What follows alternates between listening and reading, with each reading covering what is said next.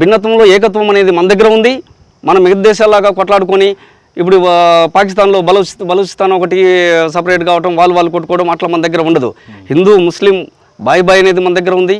Survey జనం సుఖినోభవంత్ అనేది మనం అందరూ మంచిగా ఉండాలని కోరుకుంటాం ఉంటుంది. మనం అందరం సమిష్టిగా కలిసి పోరాడతాం కాబట్టి మన దేశం మీద ఎవరు కూడా ఏమి చేసే అవకాశం లేదనమాట.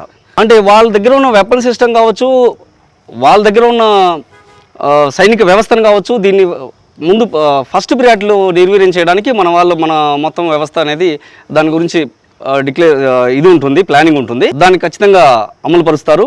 పాకిస్తాన్ మనతో ఎక్కువ రోజులు పోరాడే అవకాశం కూడా లేదు. అసలు స్టార్ట్ అయిందంటే దీపావళి ఎట్లా పండగ కంప్లీట్ అయిపోద్ది, ఒక్క రోజులో దీపావళి ఎలా చేసుకుంటామో అలాగా ఈ పంచాయతీ క్లియర్ చేసి మన వాళ్ళు పండగ చేసుకుంటారు. దీంట్లో ఎటువంటి డౌట్ లేదు, ఎవరు కూడా భయపడాల్సిన అవసరం లేదు.